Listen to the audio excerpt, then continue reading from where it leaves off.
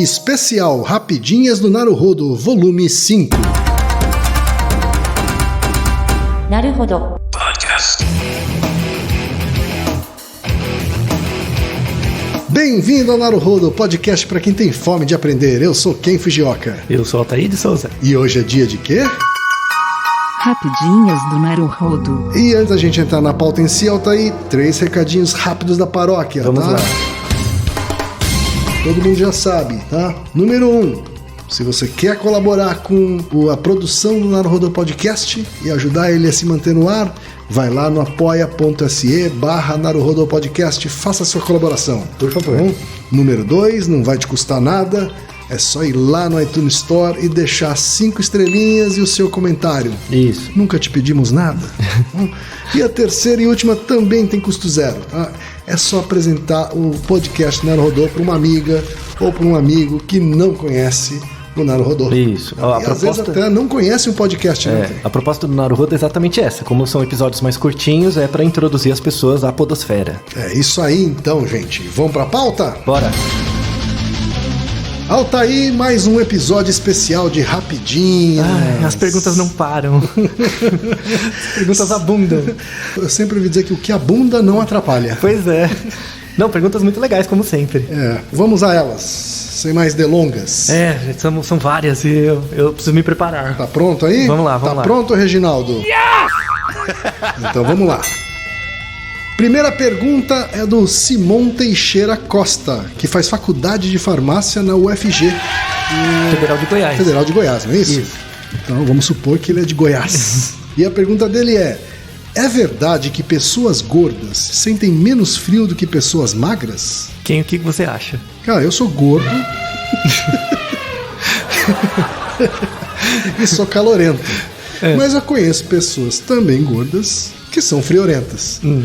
Então, não sei te dizer. Mas você não consegue comparar períodos em que você estava com um peso maior ou um peso menor em relação à sua sensação térmica? Eu acho que quando eu emagreço um pouco, bem pouco, mas quando eu emagreço um pouco, eu sinto frio mais fácil. Você sente mais frio. A resposta dessa pergunta, ela depende de algumas coisas. A primeira é, uma coisa é você sentir frio, outra coisa é você reter calor, tá? São duas coisas distintas, né? Isso. Já se sabe que a gordura, né, no tecido subcutâneo é muito importante para reter calor, né? Você contém calor quando você tem uma capa de gordura. E isso é visto em muitos organismos. Então, a baleia, principalmente, é um exemplo. O urso polar. Inclusive, eles passam os períodos mais quentes comendo muito para poder ter essa capa de gordura que ajuda a isolar termicamente. Os atuns, cara. Isso. O atum, quando tem torô, né? Verdade, é a parte gordura, a parte gorda da barriga que é a parte mais cara, né?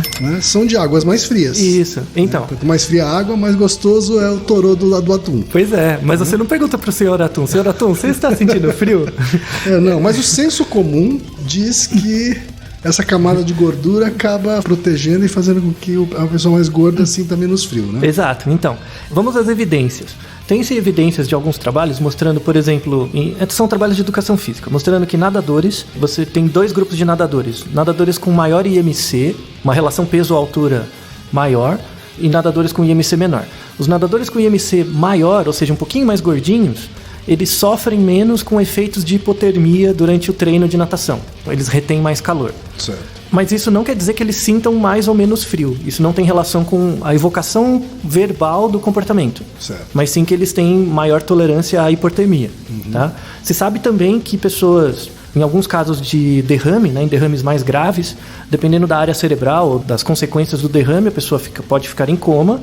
E para você não lesar tanta área cerebral, né, tanto tecido neural, tem uma prática que é um pouco mais extrema, que é você induzir hipotermia no indivíduo. Então você reduz a temperatura corporal dele para que as funções metabólicas fiquem um pouco mais lentas e a pessoa não tenha tantas consequências comportamentais do derrame, né? E já se sabe por evidências clínicas que pessoas mais gordinhas levam mais tempo para entrar em hipotermia, pela própria questão da gordura. Então se sabe que a gordura de fato protege você da troca de calor, evita a troca de calor entre dentro e fora e protege você um pouco de ambientes frios. Outra coisa é você sentir frio. E aí que vem a questão. Pessoas gordinhas podem sentir mais frio sim, tá? Mas isso depende das idiosincrasias do indivíduo, quanto que ele percebe o frio. E o que quer dizer esse perceber frio? Nós temos vários receptores, né, táteis, né, sensoriais, mas tem 2 receptores principais da pele, que um fica na superfície da pele, onde não tem gordura, e é o contato externo, né, com o ambiente externo. Quando a gente fala que a superfície da pele é a parte de fora. A parte de fora da pele. E você tem um outro receptor que fica no tecido subcutâneo, que é a parte mais interna, e entre essas 2 partes tem a gordura. Então, esse receptor da parte mais subcutânea, quando ele é ativado, né, então avisa, né, para o cérebro que você está com frio, esse receptor subcutâneo ele tende a gerar vasoconstrição. Então ele tira, entre aspas, o sangue das regiões mais superficiais da pele e traz o sangue para a parte mais interna. E é por isso que, por exemplo, quando você vai num lugar com neve, você fica com as extremidades frias, porque você tem essa vasoconstrição. Tá? E essa vasoconstrição é que dá a sensação de frio. Então, quando essa vasoconstrição acontece, o corpo percebe que está com frio, mas você não sente necessariamente frio. Como que você sente frio? Com esse receptor externo. O receptor externo, que mostra que a diferença entre a sua temperatura interna e a temperatura ambiente é muito grande, ele te avisa, tá tendo uma troca muito grande, você tá com frio, né? Então tem pessoas gordinhas que tem essa capa de gordura embaixo, né? Todo mundo tem, mas os gordinhos têm um pouco mais. Então gera uma distância entre o receptor interno, né, subcutâneo, e o receptor externo. Então, às vezes, internamente você não tem vasoconstrição, então a pessoa tá quentinha, mas por fora o receptor tá ativado, mostrando que o clima tá frio. Então a pessoa gordinha sente frio. Certo. Então, podemos dizer que pessoas gordinhas podem ter mais ou menos frio do que pessoas magrinhas, mas com certeza elas mantêm o calor. Então abrace um gordinho quando você encontrar, com certeza ele estará mais quentinho. Ok. Próxima pergunta é da Camila Araújo, de 25 anos, que é bióloga em São Paulo. Tá aí? Ela diz o seguinte: no final de um episódio clássico do Pica-Pau, onde ele atazana uma família de pandas, o panda bebê consegue colocar sal em sua cauda, impedindo ele de voar e fugir. Colocar sal na cauda ou nas asas de uma ave pode impedi-la de voar? Excelente pergunta. Recomendo a todo mundo que não lembra esse episódio do Pica-Pau, procure e veja o episódio do Pica-Pau. Eu acho que é um episódio do Pica-Pau maluco. Tem 2 versões do Pica-Pau, isso, né? O Pica-Pau bizarro. Isso, o Pica-Pau doido e o Pica-Pau mais malvado, né? Porque um era louco, o outro era mal. Os desenhos do Pica-Pau eram terríveis, né? Do Tom e Jerry também. Mas enfim, de onde saiu essa ideia do sal na cauda da ave? Será que se você coloca... Lembra o desenho do Pica-Pau mesmo? Eles colocavam uma pilha de sal, não um saco de sal, colocavam uma pilha de sal no rabo da ave e ela não conseguia voar. Isso é mito, tá? Primeira coisa, mito. Não faz nenhum sentido, né? Óbvio. Tem que ser quilos de sal, né? E de onde isso vem? Na verdade, essa fala, isso é uma expressão idiomática inglesa, né? Que vem do século XVI. Qual é a expressão idiomática? A expressão é literal. Então ela diz: You can catch a bird by putting salt on its tail. Tá? Só que isso é uma expressão idiomática. Então, não diz respeito literalmente a pegar o passarinho e colocar, mas diz respeito a como você lida com um problema. Então, quando você tem um problema, o melhor jeito de resolvê-lo ou de agarrar o problema é você colocando sal no rabo da ave. Qual que é o sentido por trás disso? Se eu consigo colocar sal no rabo de uma ave, quer dizer que eu tô tão perto dela que eu consigo pegar ela. Então essa é a ideia dessa expressão. É uma coisa muito difícil de você conseguir fazer. Isso. Então se você conseguir, para resolver um problema, você conseguir criar as condições para chegar muito perto do problema, você coloca sal no rabo e ele não vai conseguir voar porque você já pegou. Né? Então é um sentido abstrato, né, essa frase. Certo. Só que aí ela perdeu, como ela é do século XVI, ela perdeu esse sentido lógico, né, do uso dela e acabou virando uma crendice que principalmente as crianças acreditavam. E aí acabou se tornando popular no Brasil por causa do desenho do Pica-Pau. Mas não tem nada a ver com português. Não tem nada a ver com o desenho em português. Não existe em português. Isso. Inclusive, lá nos Estados Unidos, você tem muitas aves que têm um rabo grande. Né? Então, as pessoas imaginam isso. Né? Então, acabou ficando uma crendice popular, que no Brasil não faz nenhum sentido, foi popularizado pelo Pica-Pau, mas agora você entende. Maravilha. Próxima pergunta, Altair. É do Alessandro Garcês, 32 anos, diz que é um eterno estudante e servidor público de São Luís, Maranhão. A pergunta dele é: assoprar faz diminuir a temperatura de alimentos servidos quentes? Ótima pergunta também, hein? Então, o que você acha? Sei lá, estamos aqui rondando o mundo da temperatura, da termodinâmica, do sal, da culinária, né? Você assopra comida? Eu assopro, cara. Qualquer comida, assim? Não, aquela que tá quente. As comidas geladas eu não costumo assoprar, não. Mas eu tenho a crença de que vai esfriar mais rápido. Mas, por exemplo, quando você come arroz, você assopra? Quando você come arroz quente, você assopra? Sim. Quando você come sopa? Sim. Quando você come um bife? Não. Então, tem alimentos que você assopra e outros não. Verdade. Por quê? Não faço a menor ideia. Você não tem nenhuma hipótese do porquê? Vou pensar numa hipótese aqui. Pode ir explicando enquanto eu penso na hipótese. Então, você assoprar pode reduzir o calor de um alimento, mas vai depender principalmente de 3 fatores, que é a área. Por exemplo, se você dá uma garfada ou uma colherada, qual é o tamanho da área da colher, né? Porque quando você assopra, você coloca um jato de ar por um tempo muito curto. Então isso pode gerar uma passagem de ar que gera uma troca de temperatura mais rápida, né? Porém, por exemplo, se a comida é muito densa, uma coisa é você assoprar para esfriar uma sopa. Outra coisa é um risoto, que a densidade é muito maior, a área é muito maior. Aliás, isso é muito mais comum numa sopa mesmo. Isso. Um ensopado. Então você tem que levar em conta a temperatura inicial. Quanto mais quente a coisa, mais eficiente é o assoprar. Tá? Você tem uma relação direta entre o delta de queda de temperatura, né, e o delta do assopro, né, a variação de ar que você passa por uma convecção, né, que é o termo técnico, que você passa pelo alimento.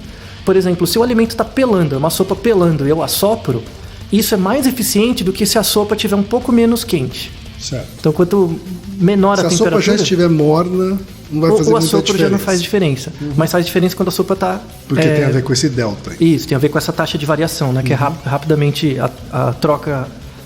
a convecção, né? E depende principalmente da densidade. Então, tem muita gente que tem a mania de assoprar a comida. Quando é um risoto, ela morde e queima a boca. Por quê? Porque a parte de dentro continua muito quente. É o que acontece quando você coloca comida... Você até promoveu uma aceleração na troca de calor, mas só na superfície. É externa, isso. É igual quando você coloca comida no micro-ondas. Então a parte de quente de dentro fica muito quente, de fora fica frio. Você dá aquela dentada e se queima. Né? Então o assoprar não tem esse poder tão grande. Então, o que acaba sendo mais eficiente para reduzir a temperatura de um alimento é a evaporação. Por isso que quando você vê a comida, sai aquele gazinho, né? Essa evaporação é mais eficiente. Só que você tem que levar mais tempo. Então, se você vê que a comida está soltando esse vapor e você ainda assopra, você aumenta um pouco a troca.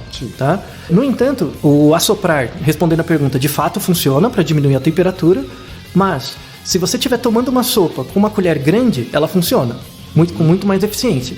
Se você estiver comendo uma carne ou o exemplo do risoto ou uma coisa mais densa, ela não vai funcionar. Então você tem que tomar cuidado e comer comidas densas em porções pequenas. Quando eu dou comida para uma criança, por exemplo, e está quente, o que eu procuro fazer é espalhar mais, para que ela fique com mais superfície e menos densidade, e aí você sopra. A troca é mais rápida. Muito bem. Certo. Próxima pergunta é do Juan Funes. Espero que eu tenha pronunciado o nome dele corretamente. Ele é uruguaio que vive em São Paulo e é desenvolvedor. Muito bem. A pergunta dele é: de onde vem a tradição de quebrar uma garrafa para inaugurar um barco? Eu adoro essas perguntas. As perguntas são muito boas. Não é mesmo? São muito boas. Não sei de onde nascem essas perguntas. Não, mas todo mundo já ouviu falar, né? Que quando você faz um barco novo, constrói um barco, você tem a cerimônia de lançamento do barco, né? Mas esse cara, ele se sentiu motivado a nos mandar uma mensagem fazendo essa pergunta. Pois é. Então, os barcos, né? Eram o primeiro grande meio de transporte que a gente tem. Essas cerimônias de lançamento de barcos, elas existem há 5.000 anos já, né? Então, os babilônios já faziam nos barcos que eles construíram. É mesmo? Então, tem um sentido de você fazer... Não tinha champanhe ainda na época, né? Então, o uso do champanhe especificamente é muito mais recente, mas as cerimônias para você desejar boa sorte nas viagens, para os tripulantes, enfim, já existem há 5.000 anos. E por quê? Né? De onde vem essa tradição? A tradição é religiosa, né, para você garantir o sucesso da viagem e tal, né, porque em geral viagens de barco são mais longas e você não vê a pessoa por muito tempo. É de fato perigoso, você é suscetível a todo tipo de intempérie. Porém, o uso da garrafa, né, só começou no século XVII. Tá? Por exemplo, começou um pouco na França, depois na Inglaterra e é majoritariamente dos Estados Unidos. Mesmo quando você faz barcos militares ou mesmo barcos comerciais, tem esse hábito de estourar uma garrafa no barco. E é esse sentido mesmo, né, de principalmente bebida alcoólica. Né? O fato de você estourar uma bebida alcoólica no barco mostra a celebração, né, pelo lançamento. E também é um indício de boa sorte, de sucesso. É meio similar, antropologicamente, à ideia de quando um corredor ganha uma corrida, ele estoura uma champanhe. Certo. Né? Essa celebração, né? E esse mesmo sentido de ganhar uma corrida, uma competição, é também do lançamento do barco. Vale lembrar agora, começo do século XIX, começo do século XX, desculpa. Você teve nos Estados Unidos a lei seca, né? Então, o Al Capone, toda aquela história. Então, você não podia vender álcool, né, nos Estados Unidos. Como que você lançava os barcos? Né? Então, eles não podiam usar bebidas alcoólicas. Bebida alcoólica. Isso. Então, eles ou usavam água ou suco, né? No começo. E assim que E aí não dava a mesma sorte, né? Exato, então não dava a mesma coisa. Não dava o mesmo barato, né? Aí o que aconteceu? Assim que a lei seca caiu, logo depois eles começaram a usar, e foi aí que foi introduzido o champanhe. O champanhe é uma coisa do século XX. Certo. Primeiro, porque eles vendem champanhes em garrafas grandes, então as garrafas grandes dão essa coisa de ser algo grande como barco e tal. E você tem que usar muita força para quebrar a garrafa no barco. Então, você pegar uma garrafinha pequena, não dá a mesma graça de pegar uma garrafa grande. Então, em geral, a garrafa é grossa e você tem que usar muita força. E isso é uma relação com o barco, porque o barco é muito maior que você, ele é muito grande. Então, você conseguir quebrar... em geral, eles pegam alguém com uma força na mão, né? Para conseguir, de fato, bater a garrafa e quebrar, né? Então, isso mostra que a força humana, numa pequena escala, gera um grande produto, que é o barco, né? E isso existe até hoje, no Brasil, em vários locais. E isso é principalmente sul-americano e anglo-saxão, o uso das garrafas. Em outros países, por exemplo, no Oriente, eles fazem uma missa. Então, no Japão, por exemplo, quando eles fazem um barco, tem uma missa budista específica para lançamentos de barco e tal. Na Índia também, eles dedicam o que eles chamam de prana, né, para o barco. Mas essa simbologia é muito presente e muito interessante, por isso que a pergunta é muito legal. E eles lá preferem beber a bebida em vez de quebrar e desperdiçar no Na barco. Índia não, né? Na Índia é proibido vender álcool, né? Então, mas no Japão não. No Japão não. Você não vai desperdiçar saquê no barco, né? Próxima pergunta é da Letícia Bar, de 20 anos, estudante de design em Santa Catarina, nascida e criada em Florianópolis. E o que ela manda aqui é o seguinte, Altair. Minha avó tem 93 anos e está super bem. Mas de uns tempos pra cá, comecei a perceber que ela dorme em frente à televisão com muito mais facilidade e frequência que antigamente. E cada vez que pega no sono, sonha algo e fala enquanto dorme. Pergunta dela é, quando envelhecemos, dormimos profundamente com mais facilidade? Isso é chamado veieira, sabe? A veieira, quando ela acontece, ela é uma conjunção de coisas, acontece. Então, o sono, o padrão de sono muda conforme você vai ficando mais velho. Então, a quantidade de REM é muito grande, o percentual de REM durante a infância e mesmo a adolescência. Na fase adulta diminui um pouco e na velhice vai diminuindo cada vez mais. Então, o que acontece? Em geral, a pessoa tem um negócio do sono muito interessante que é chamado cronotipo. É o que a gente chama de pessoas matutinas ou vespertinas. Então, a pessoa que gosta de dormir tarde e acordar tarde, a pessoa que gosta de acordar cedo e dorme cedo, enfim. Aquelas pessoas que tem gente que se considera do dia e tem gente que considera da noite. Isso, então. E isso é genético, tem uma regulação genética. Você consegue treinar, claro, mudar o seu cronotipo um pouco, mas em pessoas idosas, principalmente com mais de 90 anos, a pessoa perde o senso de cronotipo um pouco. Então ela passa a ter sonos REM, dormir picado. Ela vai dormindo ao longo do dia e ela começa a ter insônia à noite. Então ela acha que tem insônia, mas na verdade não, ela está tirando cochilos o dia todo. Né? Então o padrão de sono muda conforme a idade. Ele vai ficando cada vez menos concentrado num período do dia na velhice e ele vai ficando cada vez mais curto. Então, por exemplo, estudos aqui em São Paulo mesmo, que a gente tem dados daqui, mostram que pessoas com mais de 80 anos dormem em média de 4,5 a 5,5 horas por noite, que é muito menos do que o recomendado. Sono curto, então. É quase a metade. Né? Mas elas dormem com qualidade e não se sentem cansadas no dia seguinte, mas elas têm esses cochilos eventuais também. Então elas não percebem a sonolência que elas têm. Né? Perfeito. Legal, né? Próxima pergunta é da Lisandra Lopes. Tem 40 anos e mora em Mossoró, Rio Grande do Norte, onde é juíza do trabalho. Calor lascado. Ouvinte ativa, Lisandra. É verdade, hein? verdade. Ouvinte ativa, inclusive no nosso grupo secreto. Secretíssimo. Rodo, no Facebook. Grupo dos apoiadores. A pergunta dela, na verdade, Altair, foi feita pela filha e ela tá mandando aqui. Filha de 4 anos. Né? Pergunta o seguinte: por que a bolha de sabão estoura quando bate no chão seco, mas não estoura quando o chão está molhado? A mesma coisa acontece com a mão, conseguindo segurar a bolha se a mão estiver molhada. Não é interessante? Olha só. Não é legal? É verdade? É uma ótima pergunta. Verdade. É uma ótima observação infantil, né? Você observar isso. O que acontece? O que é uma bolha de sabão, né? Então você assopra ar por uma película, né? Tudo bem que é água, mas água com sabão, mas é uma película com uma densidade maior que a da água, por isso que ela mantém a estabilidade. E quando você assopra, você projeta, né, O nome técnico é coloide. Quando você pega água e mistura com alguma coisa, uma mistureba, um suco, por exemplo, é um tipo de coloide, você tem esse nome. Então água com sabão é um tipo de coloide, um nome bem genérico, tá? Os químicos me perdoem, mas é um nome genérico. Então quando você assopra num aro, a bolinha de sabão, você coloca ar, esse ar forma uma bolha e essa bolha escapa da auréola de onde ela saiu, e aí passa a flutuar, porque a densidade dela é menor que um pouco menor do que o ar, né? E aí o que acontece? Você tem uma certa tensão superficial desse coloide em torno desse ar que está dentro, né? Quando você encosta numa superfície seca, a tendência à superfície seca é puxar água, né? A água começar a diluir e aí perde a estabilidade da estrutura da substância e ela estoura. Quando você coloca num ambiente saturado, que já tem água, o que acontece? Ele adere, né? Então, em vez de romper porque as moléculas de água ou do coloide reagem com a substância que está ali seca, né? Com a pedra ou o que quer que seja, ou a sua mão, como a substância já está com bastante água, né? Porque você está com a mão molhada e tal, ao invés de se desintegrar, ela adere. E aí a bolha se mantém estável por um tempo. Como se ela estivesse fundindo, assim, né? Com aquela superfície. Assim. Isso, ela se conecta. Lembra muito, por exemplo, uma analogia, a quando você tem uma infecção por vírus, né? Então o vírus adere na parede da célula e tal. É um princípio um pouco parecido. Então, por similaridade, quando o vírus, por exemplo, ele não bate e rompe, ou ele não bate e espirra, né? Ele bate na parede da célula e gruda, porque tem uma certa reatividade entre as propriedades químicas da parede do vírus e a parede celular da célula. Lembra muito uma bolha que gruda na sua mão molhada, né? E aí depois tem as reações próprias do vírus. Mas o mesmo princípio que você vê na infecção, né, é o princípio que você vê da bolha grudando na sua mão molhada. Perfeito. Muito legal. E vamos para a última pergunta aqui das rapidinhas de hoje, Altair. Pergunta do Otávio Loledio, 29 anos, de Goiânia, Goiás. E a pergunta dele é: qual o significado e a origem da expressão ok? Aliás, ele tem uma observação aqui. Ó. Eu jurava que o Altair de Souza era Ataíde Souza. Tem várias versões do meu nome, viu? Saiba.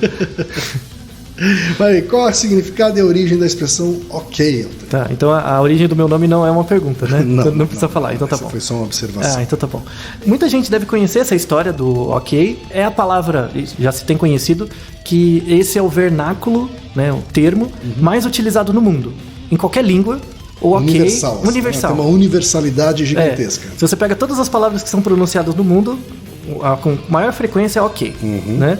O ok, ele vem do inglês, a origem inicial. Tem duas origens, tá? Principais. A origem inicial foi no começo, na metade do século XIX, então não é tão antiga assim, né? Tem uns 100 e poucos anos. E tem duas origens, você não sabe qual foi a primeira, tá? Então. A primeira vem no meio do século XIX, era uma abreviatura de uma expressão que os negros que foram escravizados nos Estados Unidos, eles usavam, que é o or correct, tá? É uma ORL correct com K em vez do C, tá? Esse termo, all correct, foi usado inicialmente por essa comunidade negra e tal, como uma forma de tentar criar uma certa coalizão de grupo, como se fosse, entre aspas, um termo próprio, né? Que você tem até hoje. Você tem vários termos em inglês próprios da cultura negra, que depois é cooptado por outros grupos, mas surgiram lá, então esse foi um termo inicial, né? Depois, esse termo all correct, ele acabou sendo popularizado porque você tem um dos presidentes dos Estados Unidos, era chamado Van Buren, tá? Um dos primeiros lá atrás. E ele foi eleito, ele foi presidente uma vez, ele queria fazer a reeleição. Quando ele tentou a reeleição, ele fez um slogan da campanha dele, baseado num apelido que o próprio Van Buren tinha quando criança. Certo. Então o apelido dele era Old Kinderhook, tá? Old Kinderhook. Esse apelido que ele tinha acabou ficando popular entre as pessoas que gostavam dele. E OK, né? Sim, as iniciais OK. OK. E aí eles associaram esse Old Kinderhook com All Correct, do termo da comunidade negra, que era uma população ali que gostava do trabalho dele, que ele queria tentar convencer. Então era uma estratégia meio de marketing, né? E aí isso foi se tornando cada vez mais popular, de você falar ok em vez de tudo certo, all correct, né? Tudo certo. E aí foi ficando cada vez mais comum, se tornou popular e se tornou universal. Esse é o surgimento inicial do ok. E vale lembrar que é uma das campanhas de publicidade mais bem-sucedidas da história, né? Esse termo ficou. Apesar disso, o presidente Van Buren não foi reeleito. Ele perdeu a eleição. A prova de que a melhor campanha não necessariamente elege o candidato. É a mais bem-sucedida. Naruhodo, ilustríssimo ouvinte. Naruhodo. Você sabia que pode ajudar a manter o Naruhodo no ar? Ao contribuir, você pode ter acesso ao grupo fechado no Facebook e receber conteúdos exclusivos. Acesse apoia.se/Naruhodô Podcast. E você já sabe, aqui no Naruhodô, quem faz a pauta é você. Você tem alguma pergunta pra gente ou quer comentar algum episódio? Escreva pra nós. podcast@naruhodô.com.br. Repetindo? podcast@naruhodô.com.br. E lembre-se, mande nome completo, idade, profissão e a cidade de onde você está falando. É isso aí. Naruhodo. Esse podcast é apresentado por b9.com.br.